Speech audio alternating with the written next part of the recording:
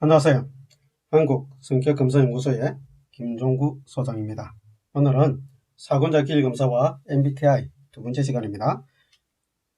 오늘은 MBTI 검사 도구에 대해서 잠깐 다뤄보도록 하겠습니다. MBTI 검사 도구는 외양, 내양에 따라서 에너지 방향에 따라서 구분했죠. 첫 번째 그렇게 구분되고요. 두 번째 정보를 수집하는 인식기능, 감각직관으로 구분됩니다.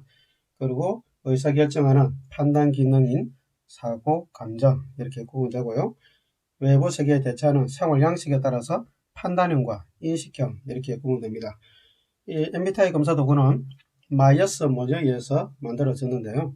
캐서린 쿡 브릭스 어머니죠.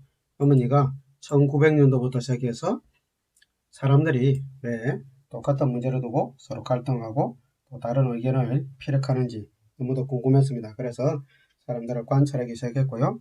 그것을 한 20년 정도 관찰하고 설문지를 만들고 그렇게 해서 데이터를 모았습니다. 그러다가 나름대로 몇 가지 유형을 만들어서 그렇게 연구를 했었는데요. 1923년도에 융이 쓴 책이 영어로 번역이 됩니다. 그 책에 심리 유형론이 들어있었죠. 그래서 칼 구스타프 융의 심리 유형론에 근거해서 다시 검사 도구를 만들게 됩니다. 마이어스가 융의 이론을 접하고 나서 사실 좀 충격을 받습니다. 왜냐하면 자신이 관찰해서 사람들의 유형을 구분했던 것에 비해서 융의 이론은 너무 더 깊이가 있었고 또 체계적이었기 때문에 그렇습니다. 그래서 심리 유형론을 기반으로 해서 다시 검사 도구를 만들기 시작했고요. 그것을 나중에 딸인 이사벨 마이어스가 이어서 하게 됩니다. 그렇게 해서 MBTI 검사 도구가 탄생하게 되죠. 융은 그러면 어떻게 사람들의 행동을 구분할 때 심리 유형론을 만들어냈는가? 특히 융이 사람들을 관찰했을 때 가장 먼저 눈에 띄게 구분됐던 것은 에너지 방향에 따라서 외향적인 사람과 내향적인 사람으로 구분된다는 것을 보았습니다. 그래서 외향적인 사람들은 에너지 방향이 바깥으로 흐르기 때문에 바깥에 있는 사물이나 사람들에게 관심과 초점이 먼저 가고요. 그래서 바깥으로 나가서 행동하게 되고 또 바깥에 있는 사람들과 의사소통이 되니까 말을 적극적으로 하는 그런 모습을 보입니다. 반면에 내향적인 사람들은 에너지가 이제 안으로 들어가는 거죠. 안으로 들어가니까 바깥에 이렇게 관심을 기울이거나 초점을 가지고 행동하거나 이렇게 하는 것이 아니라 자기 내면에 초점이 가고 자기 내면 속으로 자꾸 에너지가 들어가다 보니까 생각이 많아지는 사람이 됩니다. 그래서 말하기 전에 생각을 먼저 해서 생각이 정리되고 나서 말을 한다든지 또 행동하기 전에 생각을 정리하고 나서 행동하는 그런 모습을 보이는 게 내향적인 사람입니다. 그리고 이 행동이 이 에너지 방향뿐만 아니라 사람들이 가지고 있는 그 심리적 기능에 의해서 이 행동이 영향을 받더라 이렇게 본 겁니다. 그 심리적 기능은 두 가지로 봤는데요.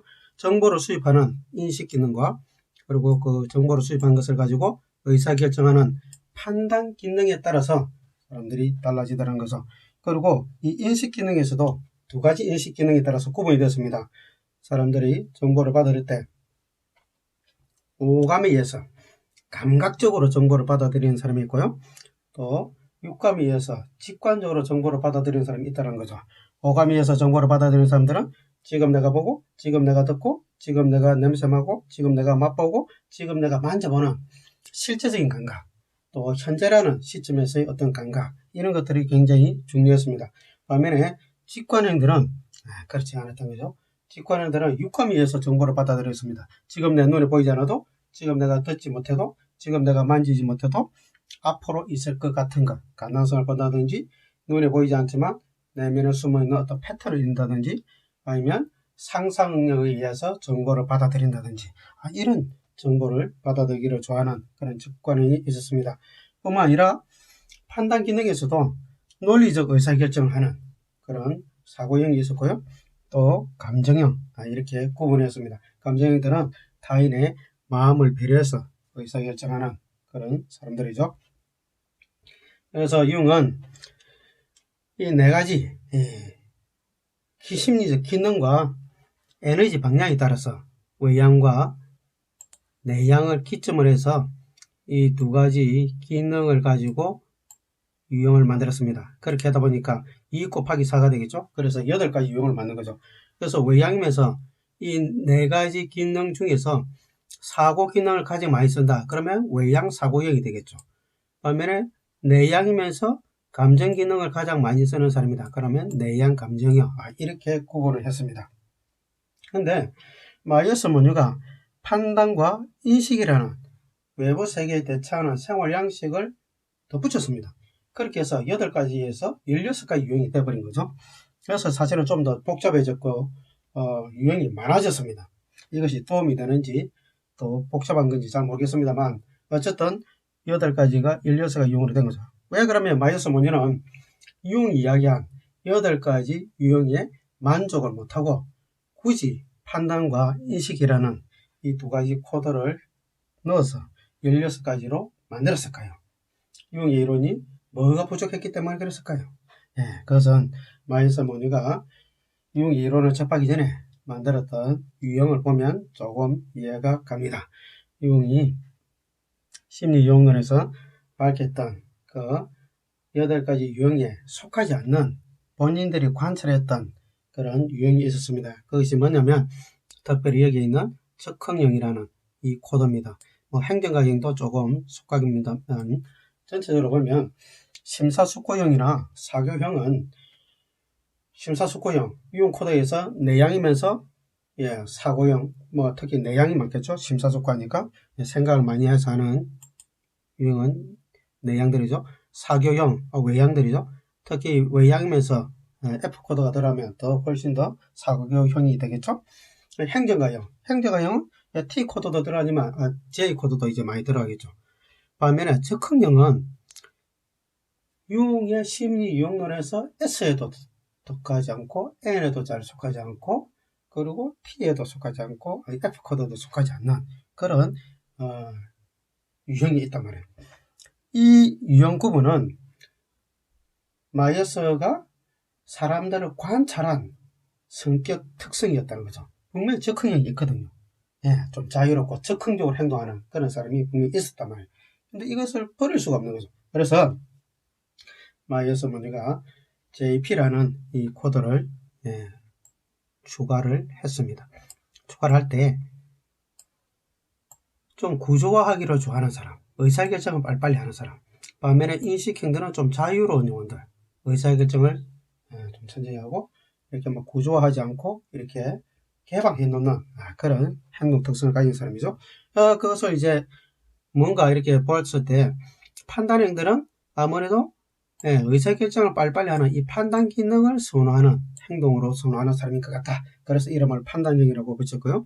인식형들은 의사결정하는 것보다는 정보 수집하는 인식하는 것에 행동이 많이 열려있는 개방적인 사람인 것 같다. 그래서 인식형이라는 이런 이름을 붙였습니다. 근데 MBTI에서 요인 간 상관을 보면 과연 J들은 TF 척도를 연관이 있고 P들은 SN 척도와 연관이 있냐? 이게 의문이 생깁니다. 왜냐하면 다른 지표들 사이에서는 별 상관계수가 높지가 않아요. 다 낮아요. 여기도 EI와 SN 사이에도 그렇고 EI와 TF 척도에서도 그렇고 EI와 JP 척도에서도 그렇고 SN과 TF 척도도 그렇고 TF와 JP 척도도 그렇게 높지 않습니다. 유독 높은 곳이 있는데 SN과 JP 척도입니다. SN과 이 JP 척도를 보면 상관이 이제 높은 거죠. 0.38, 0.47, 0.49, 0.53, 0.49, 0.38, 0.54, 41, 42. 이 상관계수가 1이 이제 완전 상관이니까 본인 자신이 1이죠. 0.4749. 폼 M으로 가면 이제 더 높아졌죠. 이 정도의 상관계수면 상당히 연관성이, 상관이 높다는 것을 보여줍니다.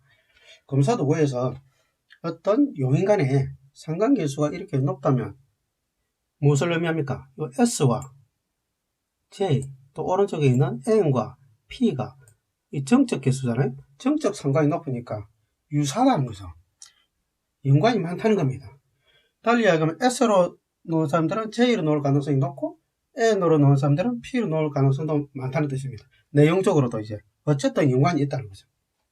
그러면 검사도구를 만들 때 어떤 요인이 이렇게 높은 상관을 보이면 똑같은 것을 측정하는 것 내지는 유사한 것을 측정하는데 개념만 S와 J로 구분해 놓고 N과 P로 구분해 놓은 것이 아니냐 이렇게 비판을 받을 수도 있는 요지가 상당히 있습니다. 그 정도로 높은 상관을 가지고 있다는 겁니다. 결국 뭡니까?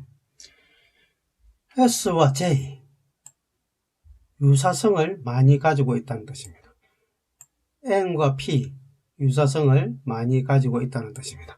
우리가 MBTI를 공부하다 보면 감각적으로 정보를 받아들이는 사람, 구체적으로 정보를 받아들이는 사람들은 구체적인 계획을 잘 세우겠죠. 그리고 구체적인 마감을 합니다. 그리고 구조화하기를 좋아합니다. 반면에 직관형들 보세요. 직관형들 상상적인 또 열려있는 그런 정보를 받아들이는 사람들, 그런 사람들은 정보를 구체화시키지 않았기 때문에 계속적으로 개방된 그런 태도를 많이 보이죠. 분명히 연관성이 있습니다. 마이어스 모뉴가 JP라는 이 척도를 행동으로서 분명히 관찰해서 유형으로 만들었습니다. 융의 이론을 접하기 전부터. 결국 이것은 뭐냐? 제가 보기에는 감각이라는 그 정보가 행동으로 드러나면 J 코드가 될 가능성이 높다는 걸 의미하는 거죠.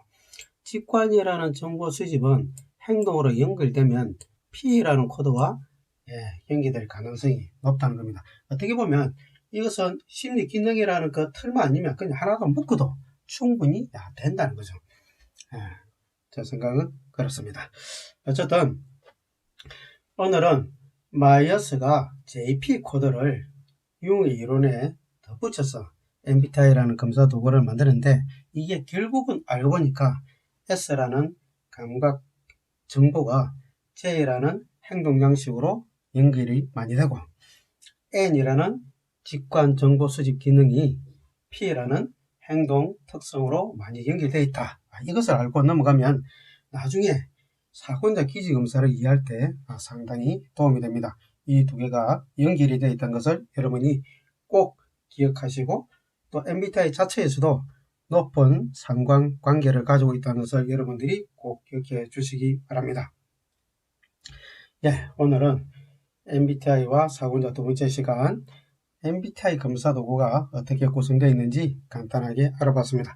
다음 시간에는 데이비드 커시와 사고자의 관계, 또 MBTI와 사고자의 관계 이렇게 연결해서 한번 설명을 해드리도록 하겠습니다. 감사합니다.